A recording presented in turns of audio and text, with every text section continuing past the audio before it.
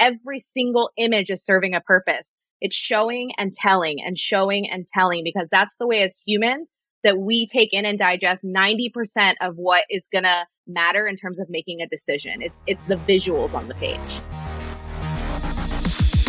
Welcome to the High Voltage Business Builders, a show where we interview people committed to making their next million through passive income using real estate, brokering, e-commerce, and beyond.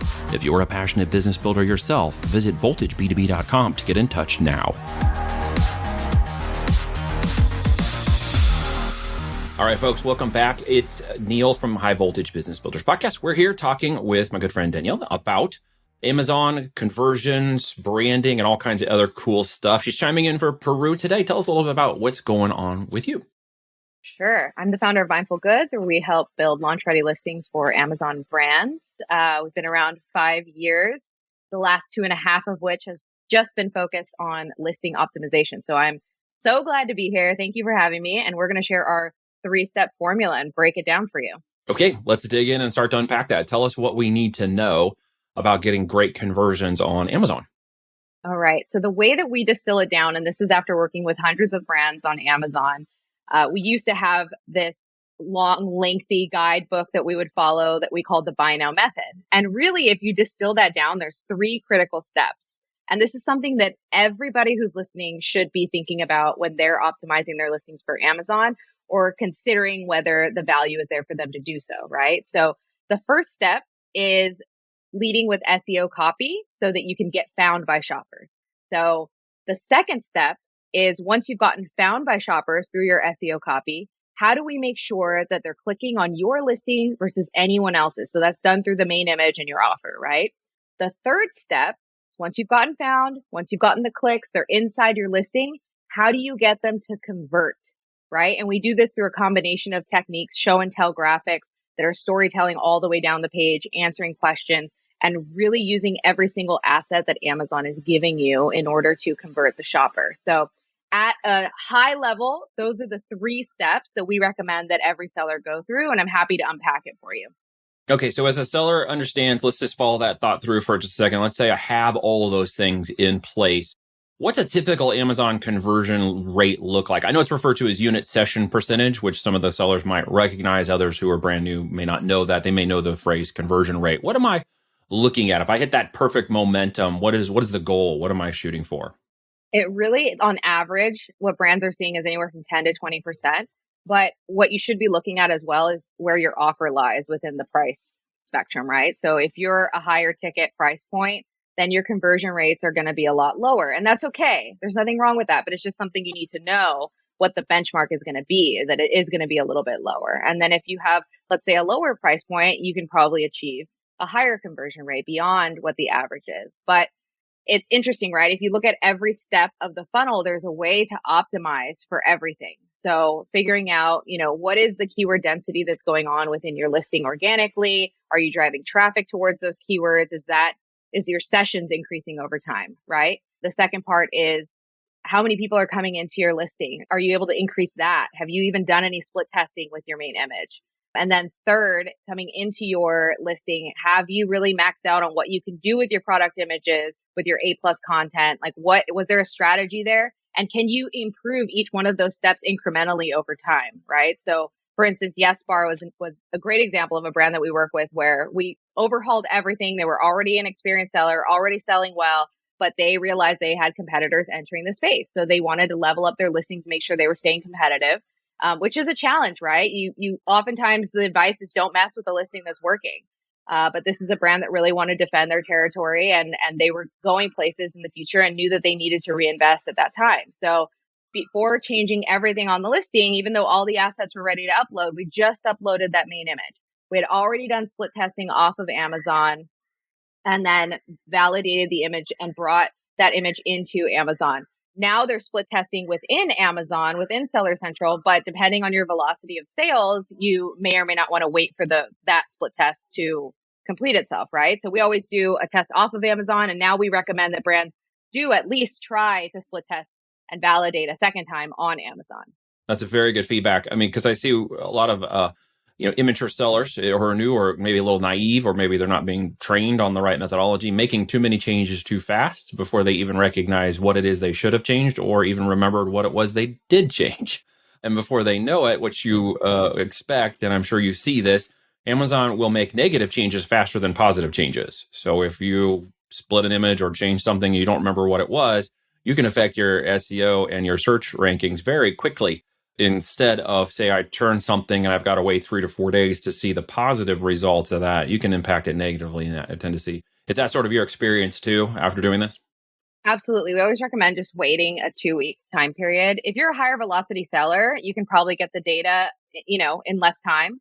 But for lower velocity sellers, 2 weeks is a good benchmark. You can use that data against your previous data and understand what's going on, right? And so if you're thinking about isolating changes, copy is one of the things that you'd want to be the most careful of. So you wouldn't want to just delete everything from your listing and re-upload a new file, because that's going to like de-index you for all your keywords, right? You would want to kind of look at what's performing on your listing first and make subtle changes one sweep at a time every 2 weeks, right? So if you're changing some main words on your title, right, you wouldn't want to just delete your whole title. You want to start kind of swapping one keyword for another, maybe. Maybe that would be the one change you would make, and you just wait and check the data, right? And maybe you're changing strategies with your PPC, and that's something that it's a different keyword that you see performing well, and you want to go after it a little bit harder. So you add that to your title. You remove something that's maybe not as critical or not performing as well, but that's something that you can isolate and you can change and you can watch and see what's going on, versus if you were to just upload all the images all at once and change your copy, you wouldn't really know what's working and what's not. Yeah, no, that's fantastic advice, especially for those who maybe already are in the market. For those who are new, obviously, you're going to have to make that first level listing and get it started. For those who, let's break this down into the two types of people I know we're talking about, the two avatars. Someone who's brand new, who's getting a listing going, and someone who maybe already has a business, listings and stuff in the market. Let's start with the brand new people first. So those are brand new, they're getting started. Hey, I'm all JoJo'd up. My product's coming. It's time to build my listing. What's the simplest, fastest thing they can do to sort of put their best foot forward, even if it's not perfect? So here's the thing. I don't want people to think that you have to use a service like ours just to get up and running on Amazon. Surely we can get you there faster. We do this day in and day out for brands, so it's become like our thing, right? We know how to do it. But there are so many new sellers that can do this stuff. It is possible. If you are friendly with tools like Canva, or let's say you have a little bit of Photoshop experience, like you can create your images yourself. You can look at what your competitors are doing and try to think through this process and understand what is it that we need to answer for shoppers, right? We actually have a free training that we offer called launchreadylistings.com, where you can get the basics of what you need to do to create your listings from scratch, right? All of these three pieces that we're talking about. What are the tools that we use? Yes, there's a lot of little bitty steps that you need to be considering that are probably way too many to go over on this podcast. But if you just think about those three critical steps, it is doable for most people to do. There's tools like Fiverr. We typically don't use something like Fiverr or recommend it only because it's a lot of back and forth. But let's say you don't have a budget to get your listings up and running. A Fiverr option could be something that you're willing to invest time on personally to go back and forth until you have assets that you enjoy. You can use services like ours, or there's, if you're going to be working with an agency, sometimes they will help you set up your listings initially. So it's about understanding what your agency is offering. No, it's great tips, and it's something that I would tell people to act imperfectly, and something perfect will happen along the way. Especially if you're continuing to work the process, which obviously from the years of doing this, it is a process and a methodology you're talking about. For those who maybe aren't kicking in this concept, for those who might already be in the market and looking to say, okay, where does my next impact come from? And say I'm on page 17 or 12 or 5, but I still haven't even been anywhere near page 1 yet. And of course, sales and stuff are suffering.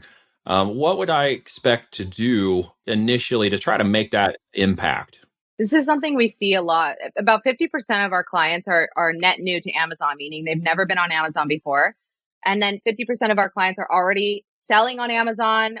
Some of them selling well, some of them not, right? And one of the things that we like to look at is actually looking at the listing from the front end of a shopper's experience, right? Like if a shopper is coming to your listing, and this is something anyone can do. I'm going to share a pro tip.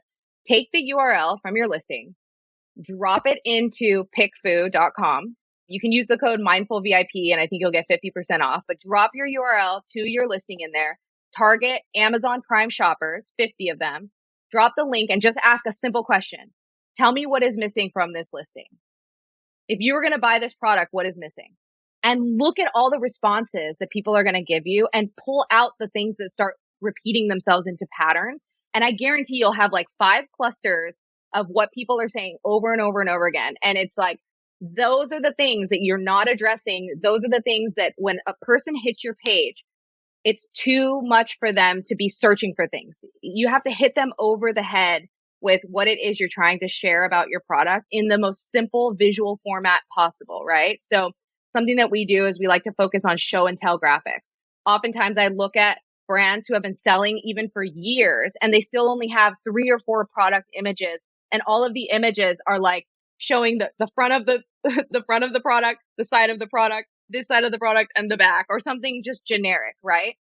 People today, they need to be entertained. They need, if you want to keep them on your page and get them to buy, they need to be engaged. They're looking for something that's going to convince them to buy. So it's about figuring out what your storyline is, answering all their questions and making sure that every single image is serving a purpose. It's showing and telling and showing and telling, because that's the way as humans that we take in and digest 90% of what is going to matter in terms of making a decision. It's the visuals on the page. That's fantastic. And if you guys are paying attention, even new or existing, that was a very big pro tip.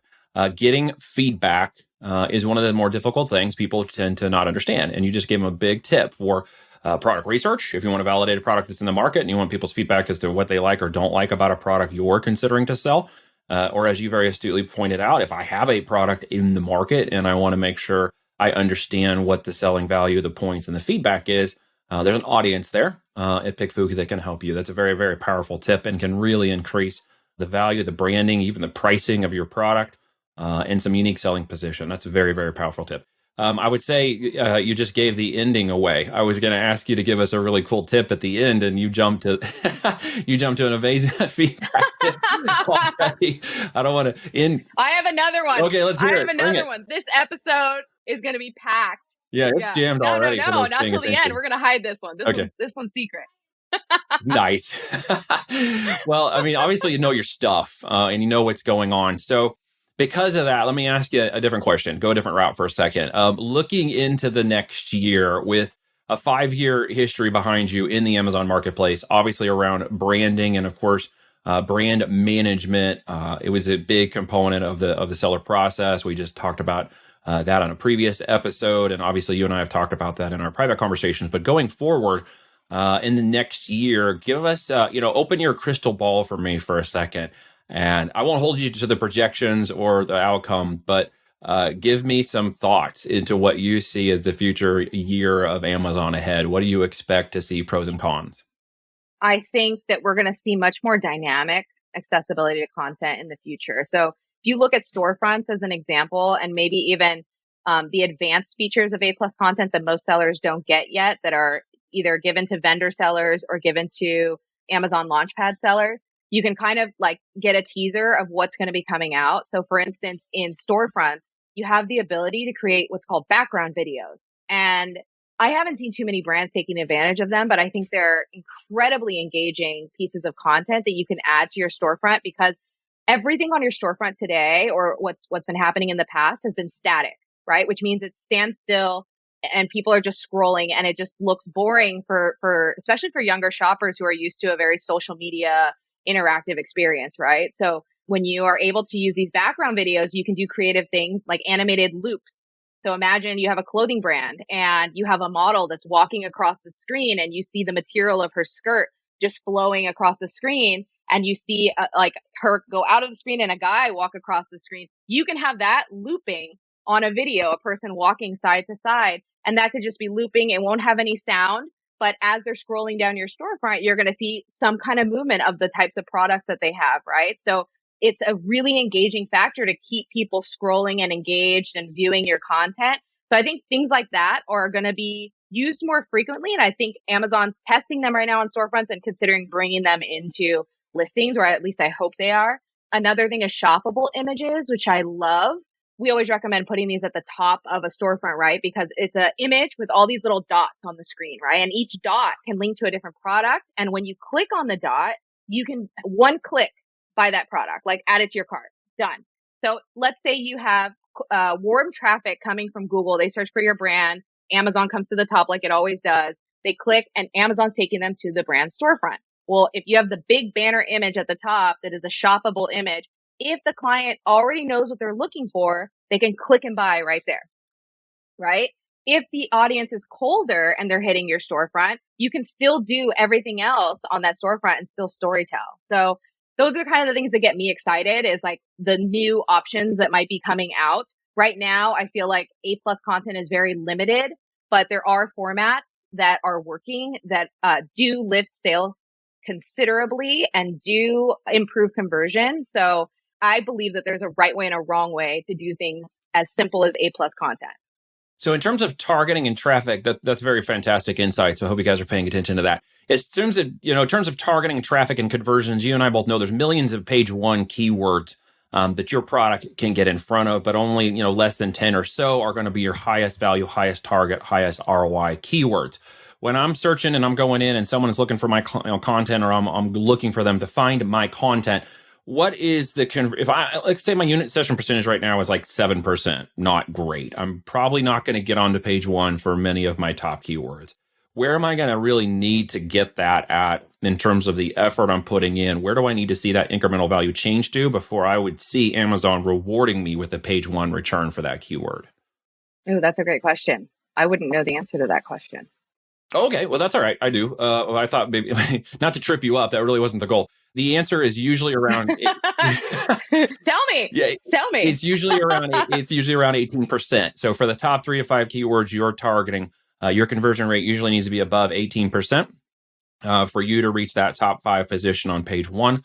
If you're going to maintain it over time, above 18% consistently month to month through your unit session percentage, otherwise known as your conversion rate, is where you're going to reach top 5 keywords, top 5 positions for your product keywords. That's when things really start to take off. That's when longevity sticks in, and your keywords and division really take off great. So if you're shooting for that, you're obviously going to win. If you get above 20%, then it's just a matter of time and tracking. You just got to make sure you get involved in the tracking and component. So for those that are listening, I'm curious to go a little bit deeper on that. When you say 18% converting on, let's say, your top 3 keywords, what is the benchmark for those keywords, right? Are you looking at a certain, let's say there's like 20 top keywords for a particular product, right? Are you saying, 3 of the ones that are maybe 10K organic impressions per month, or are you looking at something a little bit higher? Like, is there a benchmark there? It's conversions. What are you which ones are you going after? Is the highest converting keywords for my product that is most relative to the search results, but also my PPC campaigns. So tracking and measurable keywords that I know are buying keywords for my product, whether they're tied to my ITK, the node in which I'm in, or the product that is most profitable or most closely aligned with brand intention or purchase intention for that product. And that is usually going to be around 3 to 5 of those top keywords.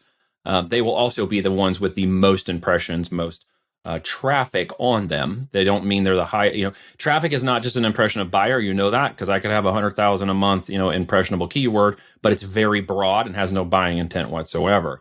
I would rather have a 3, 4, 5,000, session a month keyword that pulls in 30% conversion rates across the board for my product. So it really has to do with a combination of metrics that equal the answer there. And I think if you were paying attention, I just gave it to you. Yeah, those who are listening, not you. That was going to sound trite if I said that way. So if let's say they have, they go into it, they create their listings, they do the research, and they understand there's about 20 keywords that they've researched, let's say on something like Helium-10, and they've understand, okay, these are the top keywords used in our category, specifically that we think are related to our product. We set up our listings, we put those keywords in, we start running ads, and then we realize of those 20, maybe only like 3 of them are performing, and they're not the ones that are the highest traffic keywords. but 3 of them are performing well at that 18% conversion. Are you still saying that they would achieve those results, or what do you say about that? So in terms of those keywords, obviously, if they are, there are different positions in the listing down to the weighted aspect of the title, the bullet points, the search terms, the A plus content and description, which node you're actually within. There's a whole series of variables that would answer that question. They sort of got to come into alignment. It's like a key combination code. As you unlock each one of those variables, you unlock the additional keywords that are considered most relevant to your product. It literally gets down to the relevancy. Does Amazon's algorithm determine you are the most relevant? It will send you more traffic. As you start to convert higher than your competitors on that keyword, you will open up additional keywords. So as you see those other keywords that maybe aren't converting as high, but maybe they are converting in your PPC campaigns, there's a way to, you got to optimize the listing towards that keyword of maximum value that may have more impressions, but also equals higher conversion rates. So it's just another step in the optimization process. Does that make sense? Totally. That's actually that loops us back to what we were talking about earlier, where if you are an existing seller and you're already running ads, one of the things that I love to do is pull those search term reports to understand what has been converting well for you. And if someone else is running your PPC, ask them to pull this for you every month and send it to you so that you can understand what keywords are performing well. And then go and look at your listing title, bullets, everything on the back end, and try to understand where are these keywords specifically in your listing. If you notice one word is converting, one keyword's converting really well, you might not even have it in your listing. Go ahead and throw that somewhere in the title or in the bullets, and then watch it for a week, watch it for 2 weeks, and see what happens. You know what has an even higher value point for that target keyword once you've identified it in the listing? Do you know where in the listing you can actually stick that and to get a not only a customer validation, but a higher conversion rate? Ooh, let's see. I was going to say search terms. I may tell you that on a whole nother podcast. No, I'm going to tell you now. In the questions. Questions actually have an independent rankable value, just like all the reviews. So in the reviews, obviously you can't control the reviews. Please don't go control the reviews on Amazon. You're going to get screwed. But in the questions, you can ask questions on your own, or you can have others ask questions, or you can target questions that are targeting the keyword of the highest affinity. That keyword will give more relevancy and weight because it is a question asked by a customer. It does not appear to be you manipulating the system. And by no way am I actually suggesting that you manipulate the system. I'm simply saying questions on the listing have a good SEO impact. That is a huge pro tip. There you go. That one's for you too. All right. So as we finish up, we've obviously covered two different aspects of this conversation. We're going to stop now, or we're just going to keep giving away the house. The aspect of somebody who might be new, getting started and wanting to obviously take some imperfect action. You gave some amazing pro tips on that today. Obviously, we got into some more advanced stuff for those of you who are listening, who are already sellers, who might want to get involved in the next level of conversions and optimizations and the methodologies. I encourage you to check out what Danielle's doing. Check out her free resources. Look her up across all the social medias. Look her up on the website that she mentioned a minute ago. Go ahead and drop that website one more time for me here to make sure we get it right. LaunchReadyListings.com. And in there, we actually break down each one of the steps, show you examples, and then show you case studies of people improving sales 200, 300%, improving click-through rates 11.8% or more, just with simple changes. But are we also going to give away my other favorite tool? Let's do it. All right. For those of you that have been really wanting to level up your listings, one of the things that we hear the most from brands is that they don't have the funds to be doing lifestyle shoots that can cost thousands of dollars, right? There's a new lifestyle studio that we use for photo shoots that we are obsessed with. It's called Soona.co, Soona.